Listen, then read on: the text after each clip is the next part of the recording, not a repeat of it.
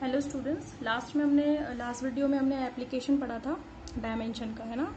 Application of dimension, उसमें मैं आपको टाइम पीरियड के लिए T is equal to k√L/G find out कर लिया था हमने। एक रिलेशन फाइंड आउट कर लिया था टी में, एल और जी में। आई होप आपको वो मेथड समझ में आ गया होगा। अगर नहीं भी आया है तो भी मैं आपको आज एक और न्यूमेरिकल कराने वाली हूँ उस पर बेस्ड, उससे आपको चीज़ें बिल्कुल क्लियर हो जाएंगी। ठीक है, क्वेश्चन ये है, स्टॉक है साइंटिस्ट का नाम, ये वाला क्वेश्चन करा रही हूँ। Stokes determine that if a ball is allowed to fall in a viscous medium, है ना। विस्कस में मैं आपको बताऊंगी, विस्कस वही काम करता है जो आपका फ्रिक्शनल फोर्स करता है ना। फ्रिक्शन मतलब एक तरीके से अपोजिशन है इन द मूवमेंट, तो विस्कस भी क्या है, अपोजिशन है मूवमेंट में। Then the value of viscous force on the ball in the medium depends upon following. किस किस पर डिपेंड करती है, इसने बता दिया, रेडियस पर, कोफिशिएंट ऑफ विस्कोसिटी पर, और तीसरा है वेलोसिटी ऑफ बॉल यानी कि v पर। विस्कोसिटी कोफिशिएंट की क्या डायमेंशन होगी वो मैं आपको निकाल के अभी बता दूंगी कि किस तरीके से निकालेंगे। बाकी उसने ये बताया है कि विस्कस फोर्स जो है वो किन किन तीन चीज़ों पर डिपेंड कर रहा है, r पर, ईटा पर, इसको बोलते हैं ईटा, ठीक है, और बॉल v पर, वेलोसिटी ऑफ बॉल v पर। ठीक है, अब देखिए आपको लास्ट जो हमारा क्वेश्चन था उसमें जो टाइम पीरियड था वो किस किस पर डिपेंड कर रहा था, मास पर, एल लेंथ पर, और जी ग्रेविटेशनल कांस्टेंट पर। तो मैंने इनकी जो भी पावर थी एक्स वाई और जेड मान ली थी और इसको प्रोपोर्शनल कर दिया था। यही तो कहा था हमने, क्योंकि डिपेंड कर रहा है ना। हमें नहीं पता कितना बराबर है, नहीं है, हमें पता है डिपेंडेंसी केवल, ठीक है, किस किस पर, एक्स वाई पर और जेड पर। तो हमने उसी के अकॉर्डिंग ये फॉर्मूला लास्ट में फाइंड आउट किया था। हमने वैल्यू फाइंड आउट की थी, एक्स की वैल्यू आई थी 0, वाई की आई थी हाफ और जेड की आई थी -12। ठीक है, तो आज हमारा जो क्वेश्चन है वो ये है कि एक बॉल स्टॉक के हिसाब से विस्कस फोर्स में नीचे गिर रही है। ठीक है, अब वो जो बॉल गिर रही है तो जो विस्कस फोर्स है एफ, वो किन किन तीन चीज़ों पर डिपेंड कर रहा है, बॉल की रेडियस पर, विस्कस कोफिशिएंट ईटा पर, ईटा, ठीक है, और किस पर, वेलोसिटी ऑफ बॉल वी पर। इन तीन चीज़ों पर डिपेंड कर रहा है। ठीक है, तो आप इसको कैसे लिखोगे अब की बार कि एफ विस्कस फोर्स,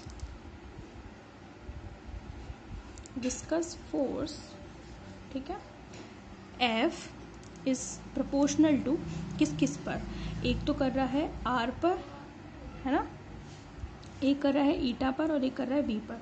तो इनकी जो पावर है फिर से मैंने एक्स वाई और जेड मान ली, प्रोपोर्शनल। अब प्रोपोर्शनल को हटाओगे तो एक कांस्टेंट लगाओगे, कांस्टेंट लगा दो भाई, एफ मैंने कांस्टेंट लगा दिया, के हमेशा की तरह, आर की पावर एक्स, ईटा की पावर वाई, वी की पावर जेड, वेयर ईटा क्या है, ईटा है कोफिशिएंट ऑफ विस्कोसिटी, ठीक है, विस्कोसिटी। ठीक है, अब आप इस चीज़ का ध्यान रखें कि जो कोफिशिएंट ऑफ विस्कोसिटी, जैसे आपने फ्रिक्शनल फोर्स पढ़ा होगा तो फ्रिक्शनल कांस्टेंट पढ़ा होगा, सेम वैसे ही विस्कस फोर्स भी एक तरीके से क्या है, अपोजिशन इन दी मूवमेंट, यानी कि एक तरीके का फ्रिक्शनल फोर्स भी है, इसीलिए इसका कोफिशिएंट ऑफ विस्कोसिटी कांस्टेंट जो होता है वो ईटा होता है। समझ में आ गई बात, ठीक है।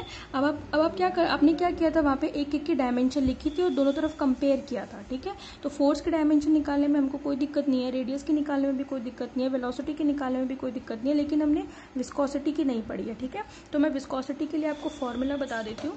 अगर आपको विस्कोसिटी का फॉर्मूला पता है तो आप आराम से निकाल सकते हैं कि विस्कोसिटी की डायमेंशन क्या होगी।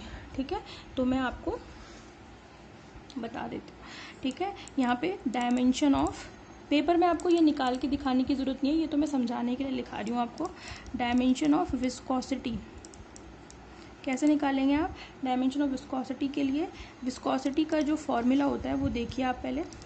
विस्कोसिटी होती है force upon area into velocity gradient. अब ये वेलोसिटी ग्रेडियंट क्या चीज़ है, देखें, जहाँ भी वर्ड ग्रेडियंट लग जाता है दैट मीन्स उस पर्टिकुलर क्वांटिटी में चेंज हो रहा है विद रेस्पेक्ट टू डिस्टेंस। ठीक है, तो हम इसको ऐसे भी लिख सकते हैं, force upon area into velocity gradient का क्या मतलब होगा, वेलोसिटी अपॉन डिस्टेंस। ठीक है, तो जहाँ पे भी ग्रेडियंट वर्ड आ जाएगा इसका मतलब चेंज वेलोसिटी में किसके रेस्पेक्ट में हो रहा है, डिस्टेंस। अगर यहाँ पे होता क्या नाम से मोमेंटम ग्रेडियंट, तो आप क्या करते हैं, मोमेंटम अपॉन डिस्टेंस लिखते हैं। अगर होता आपका प्रेशर ग्रेडियंट तो प्रेशर अपॉन डिस्टेंस लिखते हैं। समझ में आ रही है, ग्रेडियंट का मतलब है change with respect to distance, ठीक है। अब ये डिस्टेंस को मैं ऊपर लेके जा सकती हूँ, तो ये कितना हो जाएगा, force into distance upon area into velocity. समझ में आ गई बात आपको, ठीक है। अब फोर्स की डायमेंशन पता है, डिस्टेंस की निकाल सकते हैं, एरिया और वेलोसिटी सबकी लिख सकते हैं अपन। तो विस्कोसिटी कोफिशिएंट, ये हमारा विस्कोसिटी कोफिशिएंट, इसको मैं ईटा लिख सकती हूँ, है ना, ईटा से दिखाती हूँ। फोर्स मतलब m1 L1 T-2। अब तक आपको फोर्स की डायमेंशन तो याद हो गई होगी, डिस्टेंस की हो गई L1, एरिया की हो गई L2, ठीक है, और वेलोसिटी की हो गई m0 L1 T-1। इन सब डायमेंशंस को मैं कई बार खूब बता चुकी हूँ, तो मैं फिर से नहीं बताऊंगी, ठीक है। अब मास की ऊपर इकट्ठी कर लीजिए और नीचे बाकी सबकी, है ना। तो m1 एक ही है, इसके अलावा कोई और मास नहीं है ऊपर। L 2 हैं, L के साथ सम करोगे पावर्स को तो 1 और 1 2 हो जाएंगे। फिर T-2, ठीक है। नीचे कितना आएगा, नीचे m0, m की तो और कोई है नहीं, L की 2 और L की ये 1 मिल करके 3 हो गई पावर L3 और T-1। समझ में आ गई आपको। तो हमने सारी m और L की पावर इकट्ठी कर ली। अब नीचे वाली सारी ऊपर ले जाओ, ऊपर ले जाओगे तो कितनी आ जाएगी, m0 ऊपर जाएगी तो m1 ही रहेगा, 3 ऊपर जाएगा तो माइनस हो जाएगा, तो 2 - 3, लेंथ के साथ ही करनी है ना, 2 - 3 मतलब -1, और T -1 ऊपर जाएगा तो प्लस हो जाएगा, तो -2 + 1 कितना हो गया, -1, ठीक है भाई। तो आपके पास क्या आ गई डायमेंशन, m1 L-1 और T-1।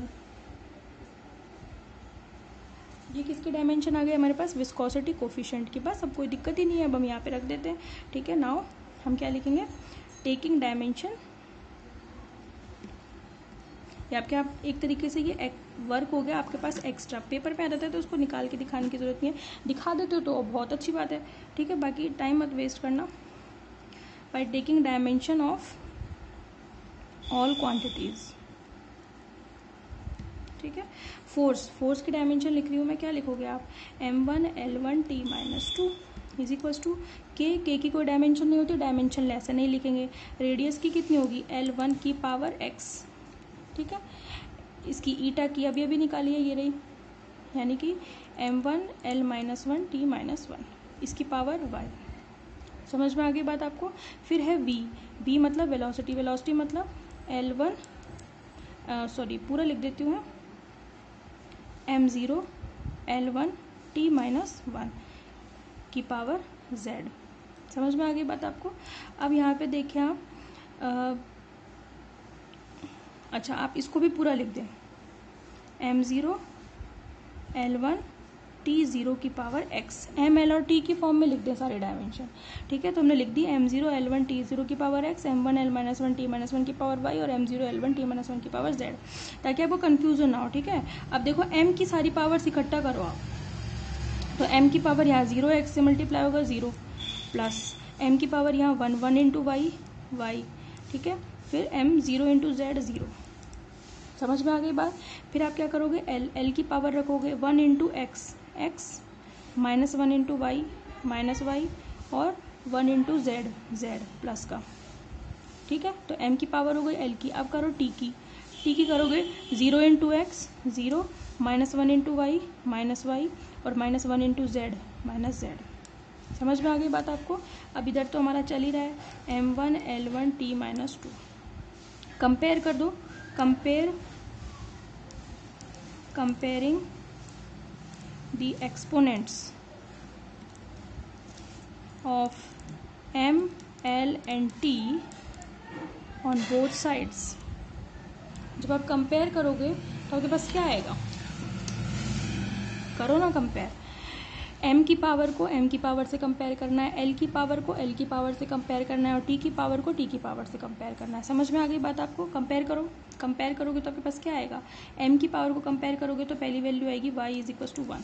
आप ये तो लिखोगे 0 + y + 0, तो वो y तो आएगा, ठीक है। दूसरी क्या आएगी, x - y + z = 1, l की पावर को l की पावर से, फिर t की पावर को t की पावर से, यानी कि -y - z = -2। तो इक्वेशन कितनी आ गई आपके पास, आप करना इसको इक्वेशन नंबर 1 डाल देना, ठीक है। ये ज़रूरत पड़ेगी, ये 2 हो गई, ये 3 हो गई और ये 4 हो गई। इक्वेशन 2 की वैल्यू रख दो 4 में ताकि मेरे को z की वैल्यू भी मिल जाए। अब ये आपके ऊपर है, आप कैसे सॉल्व करते हो। इक्वेशन 2 को मैं रख रही हूँ इक्वेशन 4 में, ठीक है। रखो ज़रा, 1 रखेंगे तो कितना हो गया -1 minus Z is equal to -2। Z कितना आ गया, जेड उधर ले जाओ, -2 इधर ले आओ, तो z इज इक्वल टू -1 + 2, तो z की वैल्यू कितनी आ गई 1, ठीक है। ये हो गई इक्वेशन नंबर 5। तो मुझे y की वैल्यू मिल गई, z की वैल्यू मिल गई। अब इक्वेशन 2 और 5 की वैल्यू 3 में रख दूँ तो x की भी मिल जाएगी मेरे पास, ठीक है। नाउ पुट 2 and 5 in 3, ठीक है। रखो ज़रा, y की जगह पे 1 रखोगे -1, z की जगह पर 1 रखोगे +1 is equal to 0 is equal to 1, sorry, ठीक है। तो आपके पास x इज इक्वल टू कितना आ गया 1। तो आपके पास 3 वैल्यू आ गई बाय इक्वेशन 2, 5 and 6। 3 वैल्यू आ गई, कौन कौन सी, x is equal to 1, y is equal to 1, z is equal to 1, तीनों आ गई। अब आप क्या करेंगे, इनको कहाँ रखेंगे, पुट 2, 5 and 6 इन इक्वेशन 1, यानी कि जो हम लेकर के चले थे x, y, z, यहीं पे तो अननोन वैल्यू है, यहाँ पे रख देंगे तो मेरे पास क्या आएगा, therefore f is equal to k x k r eta v। समझ में आ गई, ये फॉर्मूला होगा, क्योंकि यहाँ पे मैंने रख दी 1, 1 और 1, x, y, z की वैल्यू रख दी ना भाई, ठीक है। तो r ईटा y, तो ये मेरे पास एक फॉर्मूला आ गया, ठीक है। तो हमने डिपेंडेंसी का पता लगा लिया कि किस तरीके से ये विस्कस फोर्स डिपेंड करता है, किस पर डिपेंड करता है। F इज इक्वल टू आ गया k r ईटा v, यानी कि k तो कांस्टेंट है, k is equal to constant आप बता देना, r रेडियस है बॉल की, ईटा विस्कस कोफिशिएंट है और v है वेलोसिटी। इन पर डिपेंडेंसी हमारे पास फाइंड आउट हो गई। समझ में आ गई। आई होप आपको ये 2 न्यूमेरिकल पूरे समझ में आ गए होंगे और कहीं कोई दिक्कत नहीं हुई होगी। और अगर हो रही है तो वीडियो को बार बार देखें और समझने की कोशिश करें और खुद से सॉल्व करें। जब तक आप खुद से कुछ नहीं करोगे कुछ समझ में नहीं आएगा। तो ये आपके खुद के सेंस ऑफ माइंड पे डिपेंड करता है कि आपको कोई चीज़ कितना और कैसे कैच करते हो। अगर आपको इतना सही से समझाने पे भी नहीं आ रहा है, दैट मीन्स आप बार बार उस चीज़ को देखें। ऐसा नहीं कि समझ में नहीं आएगा, चीज़ें आपके लिए नहीं है तो थोड़ा टाइम लग सकता है, उसमें कोई दिक्कत नहीं है, पर मेहनत आपको आपके लेवल पे खुद करनी पड़ेगी। घबराएं नहीं चीज़ों से, क्योंकि ये चीज़ें तो हैं, सभी पढ़ते हैं, 11th में सभी आते हैं, कोई नई बात नहीं है और सभी मेहनत करते हैं। पर 12th तक वही एग्जिस्ट कर पाएगा जो मेहनत करेगा। इस चीज़ का ध्यान रखना। फिजिक्स कोई खेल नहीं है, फिजिक्स में आप जितना तरीके से चलोगे उतना अच्छा रहेगा। लॉजिकली चीज़ों को लेते चलो, डेली का डेली पढ़ते चलो, कोई मिस मत करो। समझ में नहीं आ रहा तो ये नहीं कि चीज़ें छोड़ दी, आप उसको बार बार पढ़ो, जब तक समझ नहीं आती। नहीं आती तो पूछो, ठीक है। घबराने की जरूरत नहीं है कि ये चीज़ें कैसे होंगी, कैसे करेंगे, कैसे याद हो, ऐसा कुछ नहीं है भाई।